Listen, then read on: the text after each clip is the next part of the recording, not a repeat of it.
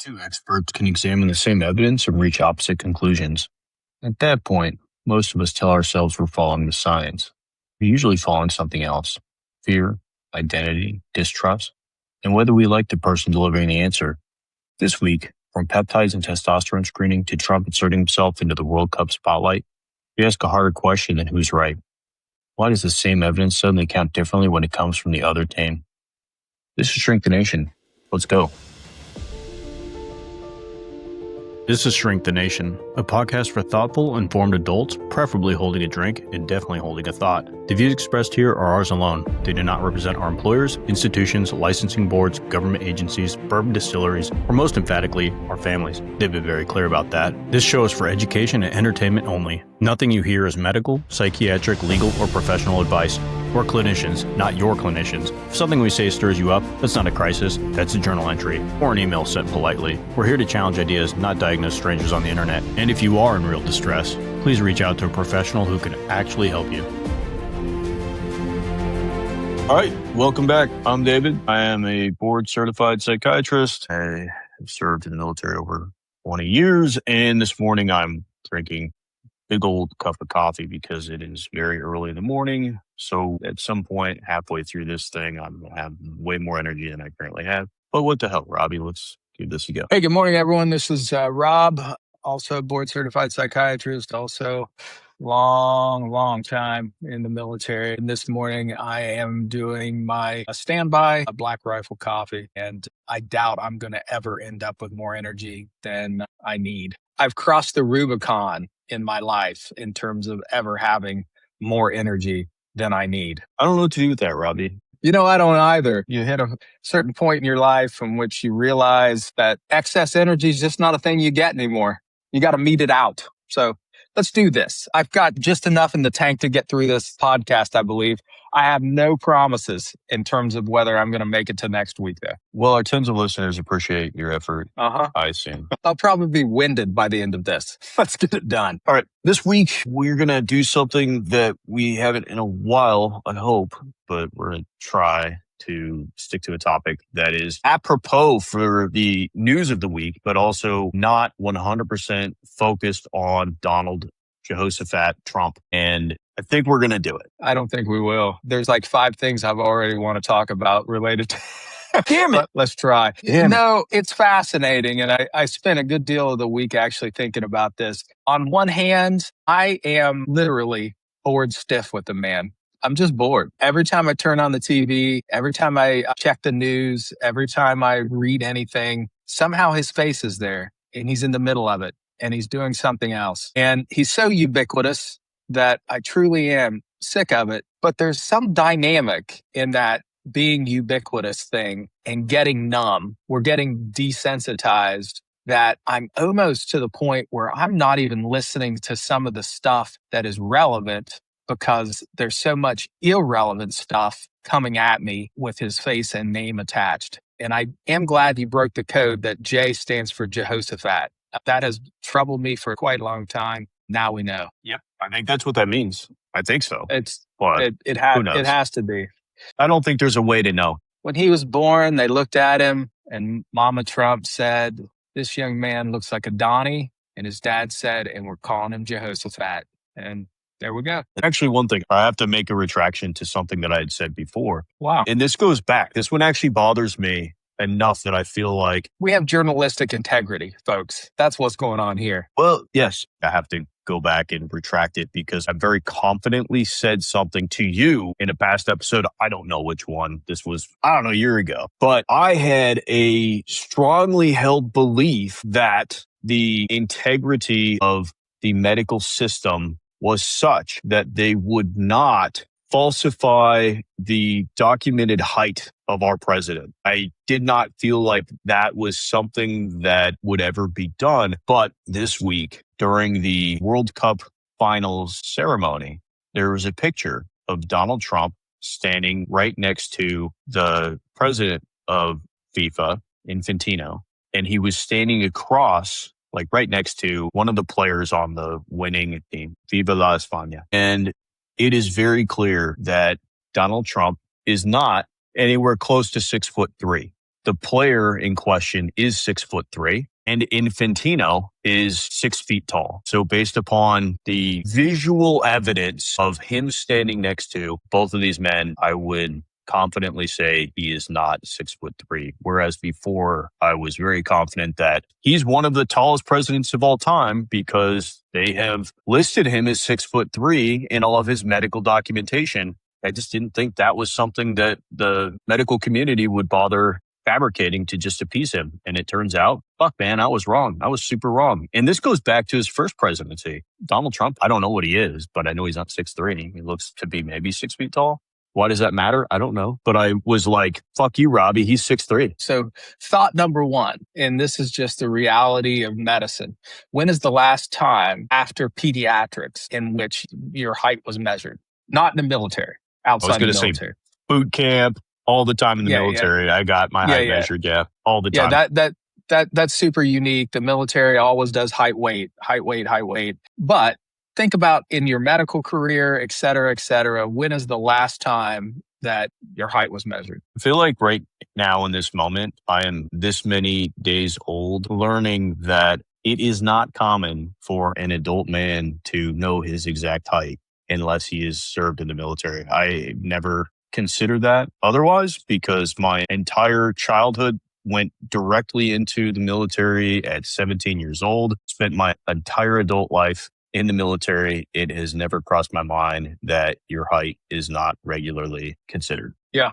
So that might be the simplest and least fun answer of why there's a disparity between the stated height and visual evidence for the height. Is that, patient comes into their adult internal medicine doc. Doc says, what's your height? Patient says 6'10". Doc looks at him, thinks probably not, puts it down anyway because we don't care that much. It is not super relevant. And most people lie in the span of a couple of inches one way or the other, whatever. Are you talking about height or penis length? Both. It just depends on where you're measuring from, Robbie. Are you going from base to tip or are you starting around the gooch, No, I like to start from my vertebrae. My L4 is the appropriate. I think the perineum is the right starting point. Just beyond the tip. Exactly. Just beyond. It's like when you do a waist measurement, you don't tighten it. It's got to be loose. So that's the most innocent answer. The other thing that did occur to me, though, when you brought this up is that, one, apparently this was the best FIFA of all time, whatever that means. It was incredible. There's never been anything like it. Let me come back to that one because that one cracked me up. But I think it would be incredibly challenging to be the physician for Donald Joseph at Trump. The pressure that is placed on these relatively young physicians that end up being White House physicians who are taking care of the president. And the reality is, and you know this, he's seen at Walter Reed. It's a military facility. This is active duty docs, and some of them are certainly senior docs, I'm sure. But they're still relatively young, career-wise docs, and they're beholden to a lot of forces that would potentially affect how they write things. When you are given an option of documenting, you can document conservatively or less so. And I have a feeling that they're very thoughtful that their documentation is going to make it into national news and be viewed by the patient. When you know your documentation is going to be viewed by the patient, you document a little differently. I think that right there speaks to your age versus mine, growing up in the medical field with more EMRs versus paper charts and things and what patients will actually eventually see. But nowadays, they document under the assumption that the patient could potentially see all of their paperwork, and hopefully they're documenting what they would document regardless of what the person sees. But you're right. You are right, especially for the president. There's a little bit difference because their documentation actually does become national news, and some of it's supposed to be released. It's not that this White House has been terribly transparent about health issues, that, at least as previous White Houses have kind of traditionally been. But you make a good point. Modern physicians of your generation and upcoming are more accustomed to electronic medical records in which patients have a my chart and they can look at things. So it has changed a bit. Back in my day, we were handwriting stuff, and that chart, it might as well been like something from Raiders of the Lost Ark. It was going to go into a warehouse. No one was going to ever find it again.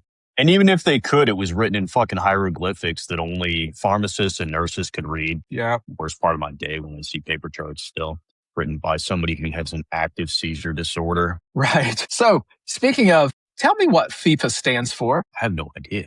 Something Seriously? federal, international, fucking, I don't know, football association. I have no idea, man. I am a true-blooded American. You say football and I say hike. All right. Not flop myself to the ground so that the other guy gets a red card for looking at me wrong. It's Federation Internationale de Football Association. So, yeah, Okay, I was the close. federal. Yeah, you were real close. So the International Federation of Football Association. So somehow in this FIFA championship in which Spain, who did they even, Viva la Spain, who did they play? Argentina. Yeah. So, and Argentina was the reigning champions, weren't they? Yes. Messi Okay. was Yeah. playing. Yeah. So Spain won. My understanding was it was, as far as soccer goes, an exciting match. That means they scored a goal as opposed to like 0 goals. Yeah. And it's no wonder we all know that guy that screams, "Goal!" because he only has to do it one time a match. I mean, it's the most boring sport in my mind. That's neither here nor there. I'm sorry to Wow. offend our Yeah, future. you definitely offended Yeah. people. I know Yeah, very yeah. little about soccer, but nothing makes you more of a soccer expert than talking to somebody who knows less than you. That's what I found. And so my understanding was this was a fantastic event, that it was very successful, that the folks who came to the United States enjoyed themselves. The cities that opened their doors to these international teams did a great job. They were very welcoming. It actually was good. It was good. And it was a successful event. Pray tell, did I flip on the news and see a picture of DJT standing with the Spanish football team? How did he get involved? How did he get his way into that? I think the real answer is that as the host nation, it's actually really common for the president or prime minister or whomever of the host nation to be there for that ceremony. I have to be fair. It is hilarious to watch Donald Trump show up in that. But standing with the winning team? That's the part that's, when he starts lingering around as the trophy's going up and being celebrated, that's where it gets into the territory of, well, this is odd. It's, of course he was there. He should have been there. It's the host nation. But once the trophy's been handed off by him and the president of FIFA and whoever the fuck else, once they've handed that off to the winning team, it's then their moment. And I think that's what you're getting at. Why was he in the middle of their moment? Yes. Why is he so ubiquitous? Why is he everywhere? And why is it lacking any cohesion? We're in the middle of a war that's not going well. The Red Sea, the Houthis have shut down the other side of the oil routes. We're still attacking Iran. We have more service members who are killed. We've got now 12.5%, whatever it is, worldwide tariffs. And there's so many things going on. And he just is everywhere and there's no cohesion. And I'm getting numb. I'm getting desensitized to his presence. And it has made me wonder whether that is a tactic or a function of his psychodynamics. No, that makes a good point. I'm trying to wrap my brain around how the very first thing we talked about was not talking about Trump to then immediately talk about Donald Trump. Well, and then at FIFA, let me hit on this one. This one killed me too because it reminded me of the Nobel Peace Prize. So it made a big deal about the trophy. And the quote was, they said, "Could you hold this trophy for a little while?" So we put it in the Oval Office. And then he said, "When are you going to pick it up?" And he said, "We're never going to pick it up. You can have it forever in the Oval Office." So it's in the Oval Office. And they made a new one. Why would the Oval Office have a FIFA championship trophy? Just like why would there be a Nobel Peace Prize hanging from his wall? Why would the Oval Office have Spain's FIFA trophy? It is odd. One could potentially argue that if the USA had won, then they wanted to celebrate by having it in the Oval Office. I mean, that happens all the time, right? There's a trophy case in the Oval Office, isn't there? For all of the work that the president puts into. No, it is very, okay. That's weird. And Did that happen? Is that real? Is that fucking real, Robbie? That's real. And then here's the other thing. The captain of the Spanish football team, his name's Reece James, I believe. But they asked him about Trump being on stage with them. And he said, "I wasn't expecting him to lift the trophy with us, but I guess it shows how big of a deal it is. So fucking weird. Why is that a thing? It's so weird, Robbie. It's so weird. Okay. As I'm watching this, thinking just how awkward and weird it was, I think, oh my gosh, there he is again. I can't have a moment of peace. He's going to start showing up on some streaming show on Netflix. Anything that I pick up, whatever, he'll make a guest appearance. And I realized just how bored I am with it. And I imagine so are the American people. I don't think I'm that unique. Then I think about the psychological concept of desensitization and how if you are presented with a stimuli over and over and over again, you do become numb to it. It ceases to be relevant. That when you're bringing in information into your brain, that thing that's pushed into your face over and over again gets downgraded in importance. It blends into the background. It occurred to me that is this psychodynamically driven or is this calculated to numb everyone? Maybe this is something he's done forever, and I can speak to that slightly. But then I stepped back from it and thought, how much of all this four-dimensional chess that people want to apply to him is just pure psychodynamically driven, not thought through behavior that then we are trying to make some kind of cohesive plan out of it. We're trying to see it as if it has a bigger connection. Certainly not. This is just not a 3-year-old who likes to be in the center of attention. Certainly not. That can't be. So we make it a big deal. We make it this plan. I walked away a little contemplative, we'll say, as to what is going on with all that. I think that's a really tough question to ask. It just doesn't seem like there's really a black and white answer. I do think it maybe leans more in one direction than the other, but it has that feeling as if there is some intention to it from outside forces, but that it's primarily driven by internal forces on his part. So that psychodynamic need to be center of attention definitely seems as though it's there, but it also serves a purpose for external objects. For instance, Project 2025, this was a strategy that had been planned out before his election even, that they would just flood the zone with changes. And this isn't new to Donald Trump. It's not new to Project 2025. This was the whole shock and awe method of doing anything. Just slam so much information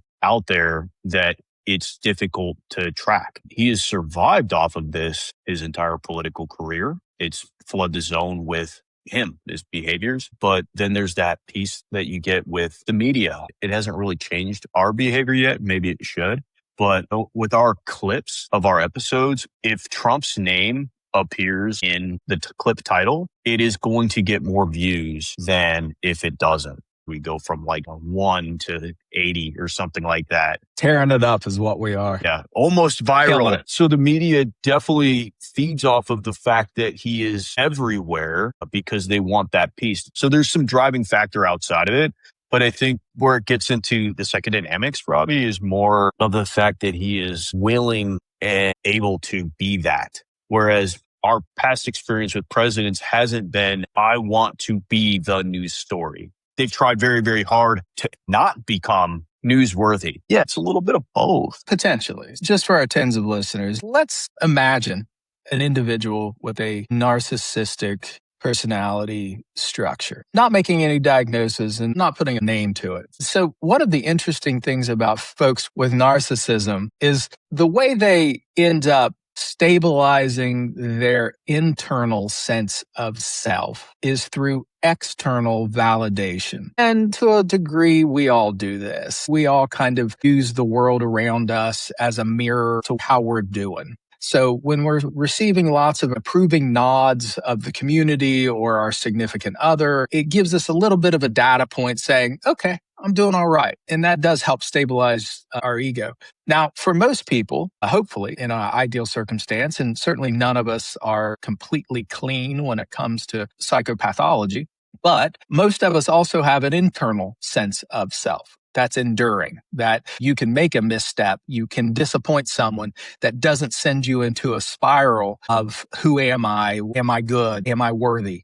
Folks with narcissistic personality structure are much more dependent on external validation in order to stabilize their sense of self. So they project greatness, they project an aura of confidence so that they can get from the external world, the people around them, that kind of approval and that kind of support. Theoretically, someone that was structured like that would have this internal drive to perpetually be the center of attention in the midst of something important, the golden child in the spotlight. And that would make them feel pretty good for a while. And then they would leave the spotlight and they would go into their own internal space by themselves. And that would stabilize them for a while, days, weeks, hours, apparently, in this theoretical case. So they would just be driven to perpetually be the news story and have that opportunity to show themselves as competent, capable,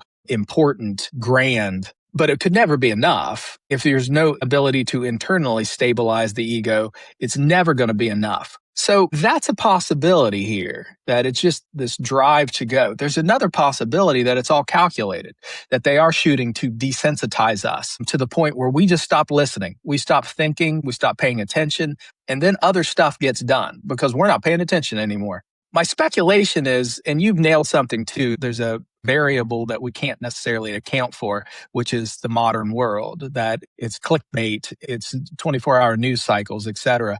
I hadn't really thought through that. So damn you, David. I had a very clean theory and you've ruined it. But I'm going to go back to my clean theory and I'm going to say you messed it up. But if it was calculated, then I would expect an outcome that's much more cohesive than we're seeing.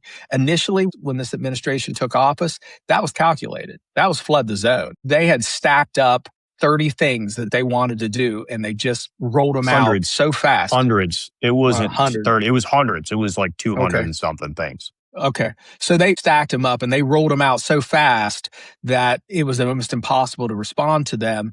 And what we're seeing now, a year and a half plus out, is that finally the court cases and the things that actually stopped those things, a significant portion of those things have actually been halted, stopped, whatever, because of legal things. But it took forever because they flooded it. So that was calculated.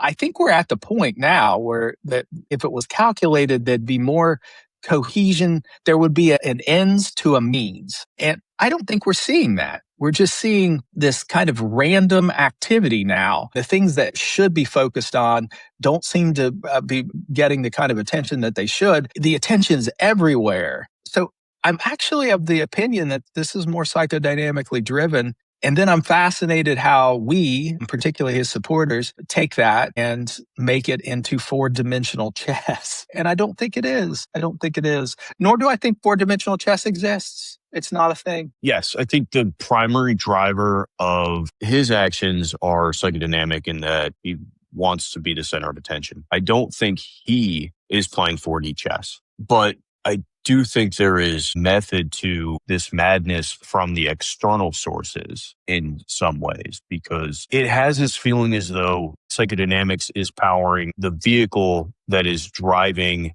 the benefit from the external sources. So his willingness to participate in this is seemingly driven by his own desire to be center of attention, but the benefit to those around him in getting the things that they want to achieve. And I think they've said this before. It's been said that people don't necessarily like him or the things that he says or does, and they don't necessarily even approve of his flaws. But what they do like about Donald Trump is that he gets things done that they like. So if there was any 4D chess being played, I think he is more of a pawn than player, if that makes sense. It does. It does. That's very, very possible. Willing pawn, because he's getting to play the role that he wants to play, which is center of attention. But why is he able to be the center of attention all the time? One, because he gets clicks, he gets views. Two, because the more attention that he gets for the things that he's saying or doing, the less attention that is put onto the actual outcomes of the things that he's saying or doing. I would argue that his lack of long-term focus on anything that's not central to him. He has a really long memory when it comes to people who have wronged him, but a very short memory when it comes to outcomes of decisions that he's made.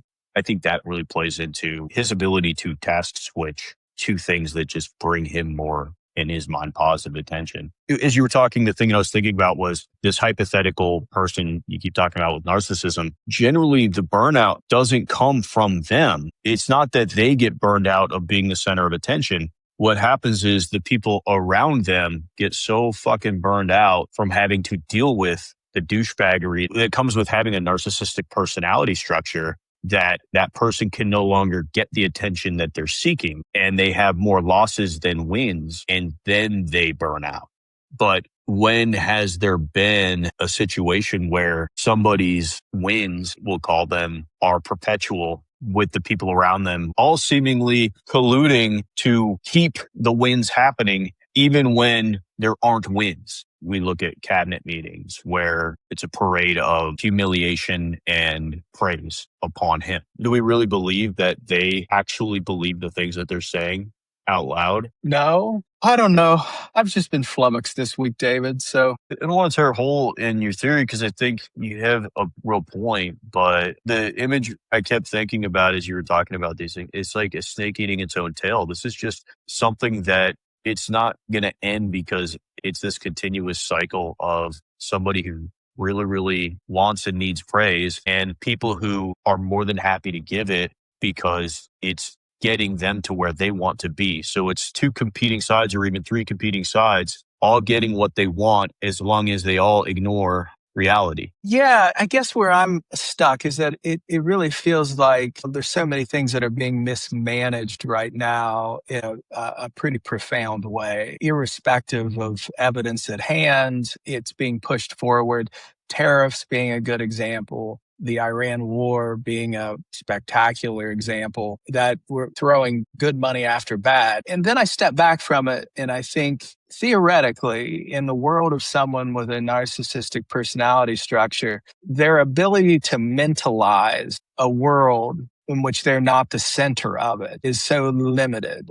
And when you can't mentalize a world where you are not the center stage, you're not the core of that world, it's really difficult to make good decisions for the whole, because what you're really doing is making decisions for yourself. And you can't imagine a world in which you don't exist anymore. So making decisions for a future in which you do not exist, that's just non-existent. That doesn't happen. So what we're doing right now is making incredibly short-term decisions with no real thought for what's the world look like in 5 years, 10 years, 15 years. It feels very muddled to me right now without a cohesive plan of how we're walking into the future. And I think there's a reason for that.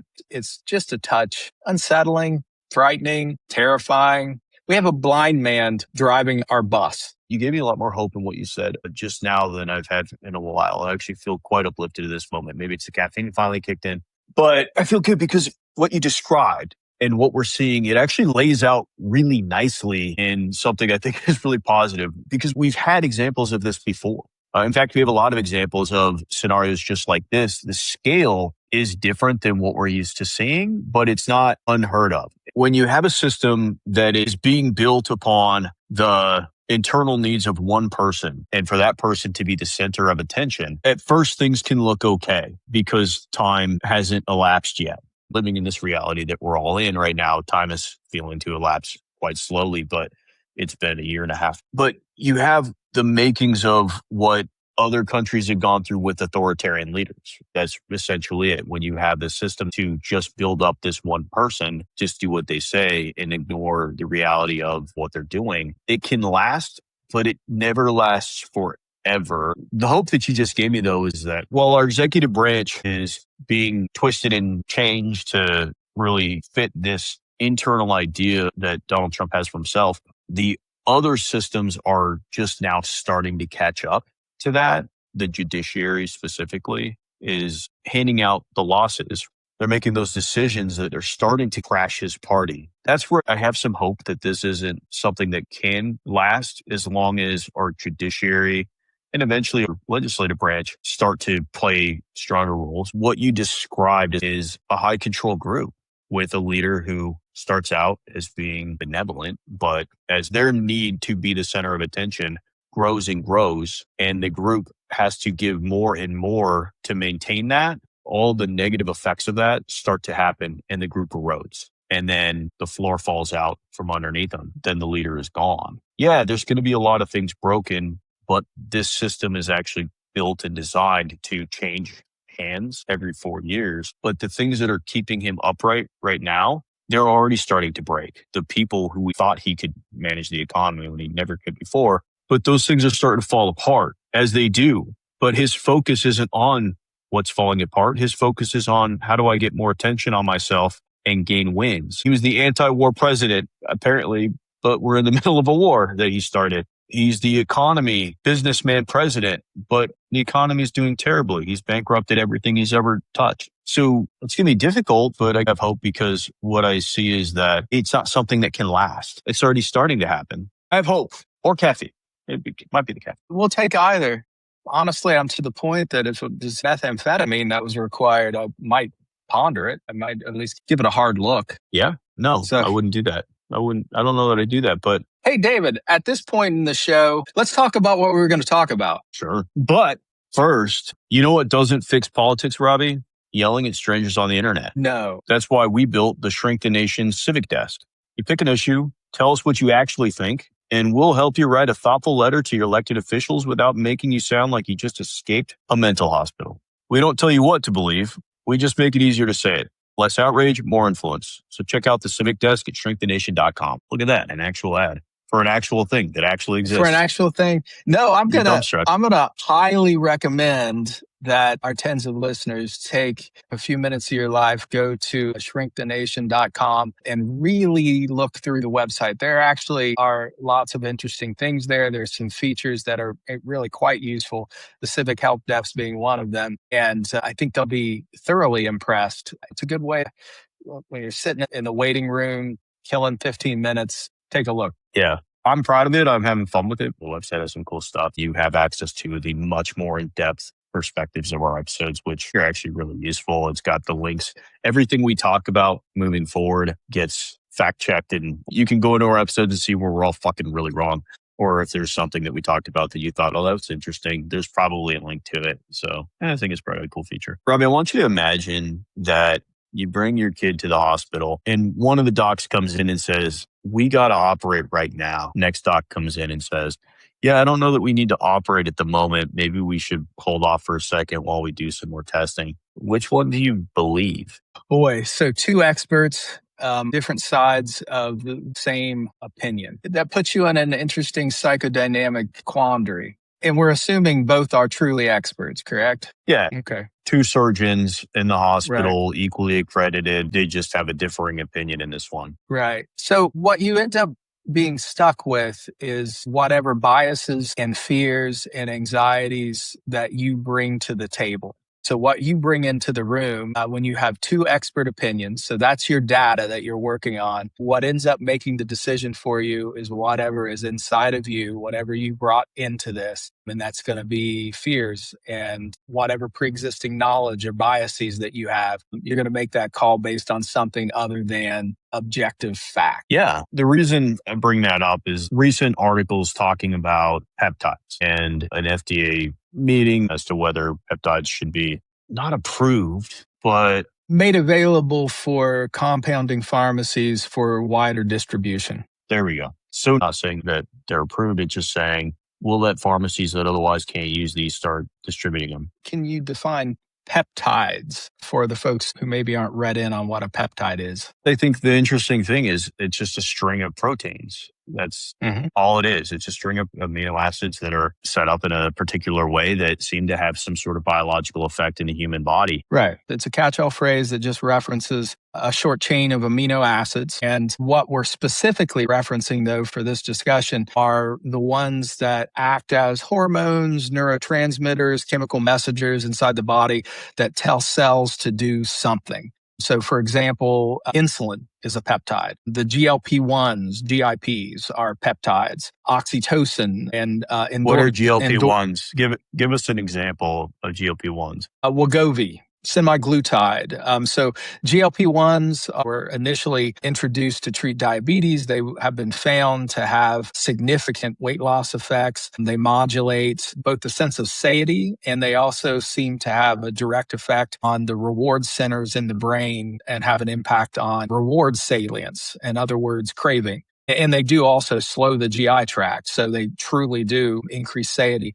So not only do they Satiety, feel... but they're Yeah. made in the body. I mean, Thank you. GLP-1s, yeah, satiety. Yeah, you keep saying satiety. Hey, would you do me a favor? And when I say it that way, when you edit this, add a banjo in the background that really plays up the fact that Ding, ding, ding, ding, ding. yeah. Because everywhere I go, when I speak in public, I always imagine dueling banjos playing behind me. If you didn't have a piece of straw sticking between your teeth with those coveralls without a shirt, I think people would probably take you more seriously, Robbie. But Maybe. yeah, It's my look, David. It's my look. It is your look. That's business casual. the thing with GLP-1s, which are highly studied peptides, they're made by the body, but the volume of them, the amount that's given is significantly more than the body makes. And when you give it and have it released all the time, which is kind of the whole point of the injections of the GLP-1s, it has some interesting effects on the body. This is the argument. It comes down to, should compounding pharmacies be allowed to produce these other peptides that are already being made and being distributed, but they're being done so in the gray market? These are things that if you listen to our show, you probably don't listen to the shows that talk about these other peptides. I think Joe Rogan likes to talk about one in particular. I don't know which one, but you're probably not listening to us and him. Or maybe off. But see, I'm already doing the thing that I think we should talk about, which is it's attempting to delegitimize the value of these peptides, not because of the peptides themselves, but who is talking about them, who is selling them, who is saying that they're great. Would I feel the same way about GLP-1s if Joe Rogan was talking about how wonderful they are? I don't know. But that's what this comes down to, I think. To backtrack a little bit, what happened at the FDA was that there were 8 people on the board who were appointed by RFK Jr. And it was noted that several of them who were appointed by RFK Jr. work for facilities and clinics that sell the peptides that are in question. Then there were 6 members of the FDA who have been at the FDA for quite a while who were not appointed by RFK Jr. And when it came down to a vote as to whether these peptides should be allowed to be given to compounding pharmacies, of which several of the people voting in favor of that happening had some kind of financial interest in those being made available. It was the people who were there long-term said, no, there's not enough data. The people who were appointed by RFK Jr. said, yep, let's do this because they're already out there and it's just safer to have these things compounded in a place that can do it. They all had access to the same data, but there's an obvious line drawn between who was in favor and who was against. And so who do we trust? Who do we believe?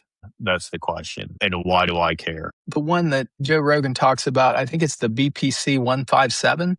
Is that the one he references? I don't fucking know. The one that UFC 35. I don't know. Joe Rogan talks about a lot of shit. I don't listen to Joe Rogan. Do I sound like I listen to Joe Rogan? I don't give a fuck about Joe Rogan or what his thoughts are on anything. He's a comedian. Dude, you just crushed us. At any rate, the argument here is that these peptides are not medicines, that these are naturally produced peptides that our bodies make, and that theoretically, if you take them, you're taking them at supraphysiologic levels. So at doses that go far beyond what our bodies produce. And I'll use the GLP-1s. So yes, our bodies make GLPs. They make them naturally when you eat. Your body makes them. It just doesn't make them to the level when you utilize a GLP-1. And cause you're taking it at a super physiologic level, it has a more profound effect. So you have a reduction in appetite. You have a reduction in what people often reference as food noise. And it has been profoundly beneficial to many, many people. Some really significant weight loss that historically we have never been able to achieve. And we have tried. I mean, there have been so many agents that have been attempted for weight loss. And they have, universally been marginally successful, if not outright failures. And these do seem to work. They have been successful for a lot of people. And at this particular point, they have taken off. There is a massive gray market for these things. And about 1 in 10 Americans currently are on a GLP-1 or a GIP. So the argument is, we're not approving a medicine. We know that this is a safe substance. We know that our bodies make it. So we're not introducing anything that is foreign. This is a naturally produced thing. And that's where the argument ends up lying, is that it's safe because our bodies make them. But for you and I, we realize that, and I suppose other people, not just me and you, when you introduce something at a supraphysiologic level, it has downstream effects that could be quite dangerous and things we can't predict. Like the GLP-1s, they do increase the risk, I believe, of medullary cancers. They have downstream effects in terms of some GI side effects, biliary issues, things like that can come up because of the changes that it causes.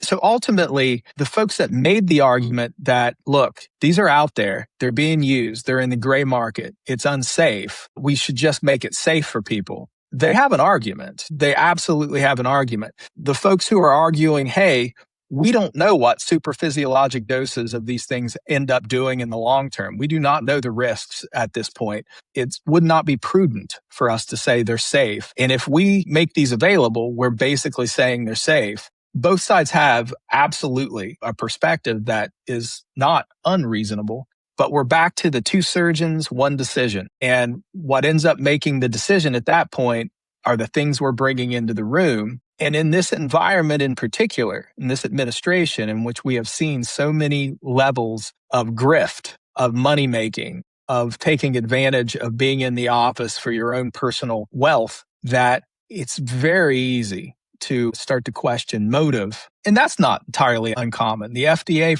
since I've been a doc at least and paid attention, there's always been certain speculations that medications get fast-tracked or approved for personal gain, that the board was paid off, that they have a vested interest in some way or other. This one is different. And it did definitely fall on, we'll call it party lines, but it fell on the group that had been recently appointed versus the group that was already there. It does create, I guess, an interesting question as to why. Why did they approve them now? And was it prudent? Is this a game the FDA should be in? Should the FDA be in the game? I don't know that I would say no, the FDA shouldn't have some say as to whether treatments that are going to be used are approved or not. I think that's kind of the whole point. The idea is public safety, having groups of experts weigh evidence and then make determinations based upon that evidence as to whether or not something should be made available for widespread public use, just the safety of people. Otherwise, we have chaos within a system that can result in a lot of harm to people. But the difference between my expert and your expert is a major issue. And it's something that even in this argument, trying to decide what side am I going to fall on. And I think I'm going to find myself on the side of not RFK Jr. for no other reason than not RFK Jr. And so what do? I'm going to look for all the reasons why his experts are wrong. But notice that even in doing that, I'm not looking for all the reasons why my experts are right. And the truth is, I know more about, and not a lot more, but I know more about the 8 people who were recently appointed and potentially have conflicts of interest than I do about the 6 people who have been there for a long time and probably have conflicts of interest too. I just don't know or care about theirs. And I think that's the interesting mental gymnastics that even I go through when I'm reading this. But you brought up something we were talking about before, and I think you can much more eloquently, overalls and all, talk about, which is why this is coming up. Why is it turning into that conversation of your experts versus mine? And why is this even a story? Well, I think it becomes a microcosm for where we sit politically right now. Before we tape this, I was catching up on the news in the morning, which I'm want to do. And there was an interview on one of the major news channels that does portray themselves as centrist, but they certainly have the reputation of being maybe a little anti-Trump or left-leaning. And they were interviewing a doc, peptide expert. And that doc was actually very pro-peptide.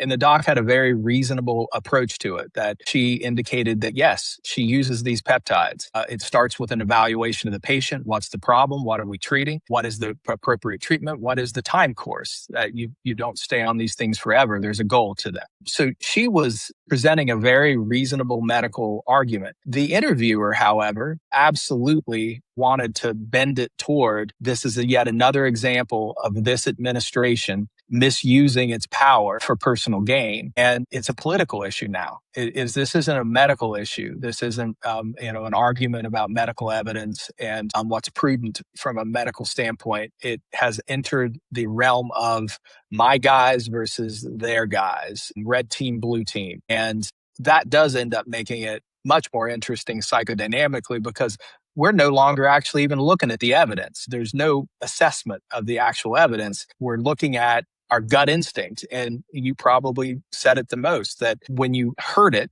your gut instinct was, and you went and researched the 8 good people that approved it. It's interesting that I find myself more in a bind, that, I am of the opinion that humans have been driven by evolution to seek excess, and that excess kept us alive for 99% of human history. And we now live in that time frame of the 1%, in which the excess, our drive to eat fatty foods, sugary foods, the things that actually kept us alive for going backwards thousands, hundreds of thousands of years. Now it's what's killing us, because we were not designed to have a McDonald's on every corner. So we have to utilize our technology to save ourselves as a species. I was actually pro-release, my gut instinct was. And then I looked into it and I started thinking grift. And I found myself shifting back to, this is terrible. This is a miscarriage of science. This is awful. And none of it had to do with science. It was purely an emotional response. That's what's so interesting, even in myself as I look at it, is that no, I totally get that there are likely benefits to peptides. But the argument didn't come down to, in my own mind, about the damn peptides. It had nothing to do with the peptides. The argument came down to who was deciding whether to release this. And maybe more gray area on it is, I think we should be spending more time researching the peptides. I think we should understand them better before we're using the super physiologic doses of anything. Putting that into your body, is that there can be phenomenal harm. Even second and third order effects. Drink, everybody. Drink, everyone. The reality of it is, I don't know that there's a clean answer that solves that problem. And we're not here to debate whether peptides are good or bad. It's really just looking at, well, why is it that I can be very pro-peptide, but think this is a terrible thing? And why is it that I can be anti-FDA, anti-medication, but then think this is a really great thing? I mean, I can be super duper anti-vax, but think this is great. And it really comes down to that. We're all looking at the same evidence, but we're making a decision based off of this gut feeling that's driven by factors outside of logic. I guess there's an interesting psychiatry element to this. And I'm not talking the psychology of the decision making. I'm talking about what we do on a daily basis. So our illnesses are unique. I shouldn't say totally unique. Neurology has their set, rheumatology has their set. But most of our illnesses, vast majority, there is no lab value. There is no imaging study that confirms or denies. There is nothing that we have that is truly objective that guides our decision making when we engage in treatment with patients. We have the symptom reports of the patients. We have their family history, their past response to medications. And we end up making decisions that are based somewhere different than purely objective medical evidence. And in fact, oftentimes we're in a position where we're utilizing agents off label. And even when we're utilizing agents on label, the studies that made them approved for that use very often involved a population that is radically different, that is just like a shadow of the actual patient that's sitting in front of us. So we have this algorithm of relevance and what's appropriate and what's prudent to use with our patients. And I think in a real world scenario, like the doc that was being interviewed, these peptides, the decision to take them or not is going to be based on an individual situation, because right is different for different populations. If I have a 22-year-old healthy young man who comes into me who is normal weight and functioning well, then the bar for giving them a peptide is going to be radically different than if I have a 47-year-old man who is 110 pounds overweight with congestive heart failure, diabetes, etc. That bar changes dramatically based on the situation. And that's the reality of the medical part of this. And for the most part, more often than not, that decision is hidden from most of the population. This is a decision. This is a propeptide, antipeptide that has now made it into the public square and again becomes a microcosm of our politics right now and the tribal nature of them. Yes. That just goes into whose side am I going to lean towards? And when I want to make an argument for or against it, as a psychiatrist, as somebody who deals with a lot of addiction, I've never been a big fan of silver bullet medications and treatments that are used inappropriately. Earlier, you mentioned methamphetamine. Well, most people aren't aware that methamphetamine is a very legitimate medication that was designed in the 1950s called disoxin. It was prescribed for weight loss and it's prescribed for ADHD, but we don't prescribe it anymore. Why don't we prescribe it anymore? Because you can make this shit on the street. And if you're prescribing methamphetamine for somebody, then they are going to test positive for methamphetamine when they're being tested for methamphetamine. And we have other newer, better treatments. But does that mean that everybody should get massive amounts of Adderall just because they want it? And I think that's where the discussion goes for me. But that's the medical side of it. And that's, again, when we think these through as physicians, we're thinking, oh my gosh, now that it's been approved and it's available, everybody's making this decision for themselves without the guidance of medical input. There's not an assessment of relevance to that individual. We know how people will go into Walmart and overdose themselves on supplements just because the bottle said this is good for your thinking or this is good for your prostate. Or a podcaster said it was great. Because we've got a podcast and a peptide code and access to PubMed. We're good. Nothing can go wrong. We see the downstream dangers and sure, they're there. Absolutely. But there's also downstream dangers to not pulling them from the gray market into at least a legitimate market where we can actually track, identify these downstream consequences. We saw this exact same thing play out with Pete Hegseth's announcement that they're going to mandate testosterone screening for males 30 and over, and that TRT is something that's going to be allowed in the population. But you and I even had maybe a disagreement on that, although the disagreement probably wasn't super wide. It's just that the first thing that I saw when Pete Hegseth announces anything is fuck, here we go. Then to hear TRT being used widely within our soldiers, the thing that crossed my mind initially was they're already allowed to do hormone replacement therapy in the military. Just certain ones aren't allowed because they're just difficult to deploy with. So if you're doing pellets or injections of testosterone, they're not going to let you deploy because you can't bring those things with you. But if you're doing gels, okay, that's totally fine. You can do that. They just want to make sure that your numbers are within the right range, that your hormone replacement therapy is indeed effective, that's not causing your hormone to be way too high because then maybe you don't really need it, and that your blood values are within normal ranges because people get strokes when they're using this stuff, and we don't want people stroking out in the military or especially not in the battlefield, right? So the interesting thing is you brought this to my attention prior to me actually seeing the source. So I did not see the press conference first. My background is in treating a population that upwards of 20 to 40% of them did have true hypogonadism. And I experienced it as a treater of an illness process that was associated with tons of problems. The feminization of their bodies, the loss of sex drive that had downstream consequences in their relationships. Just their self-esteem as a man was profound. And I struggled mightily to get their primary care physicians to take it seriously, to engage, to test them, to treat them. They just didn't want to. That was my experience. I ended up treating these things and got reasonably good at it because I was doing so much of it. So I had a bias coming into it. And when I heard that, I thought, all right, roughly 1 to 5% of the male population, 30 to 50, have symptomatic low T. Upwards of maybe 15% of that population have low testosterone, not necessarily so low that they're feminizing, but it's low and could be affecting them. And then for specific populations, it can be upwards of 20 to 40%. So is it unreasonable that we are screening men for this? It isn't. It isn't unreasonable.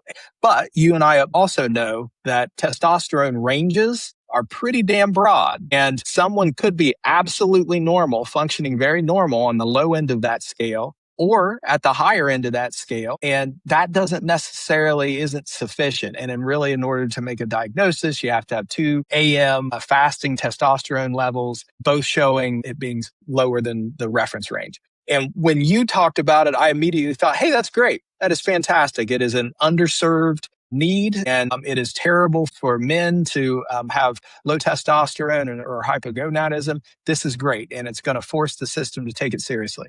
And then I watched the press conference, and I immediately thought, fuck that guy. I immediately thought, this guy's trying to make super soldiers. He's trying to get everyone all roided out. He's envisioning big muscles and people killing others with their bare hands. And my opinion changed completely. It changed completely in a moment. And then I started thinking, and that was the interesting thing. I had the conversation with you. I'm pro. I see the conference. Now I'm against. And now I came up with the 15 reasons why this is systemically and medically bad. All the problems that are going to come from this, all the challenges that docs are going to have managing these people, all the downstream consequences of the hair loss and the potential cardiovascular disease and the skin changes and all the things that come from excess testosterone. And that was purely based on how the information was presented to me and my own biases. I laugh, but that's the only reason I think we're talking about it is that your own framework shifts depending upon you. We're not necessarily always following what the science says. We're making our decisions based off of the outcome that we're looking for. It's confirmation bias. What makes sense to me in what it is that we're ultimately trying to come up with?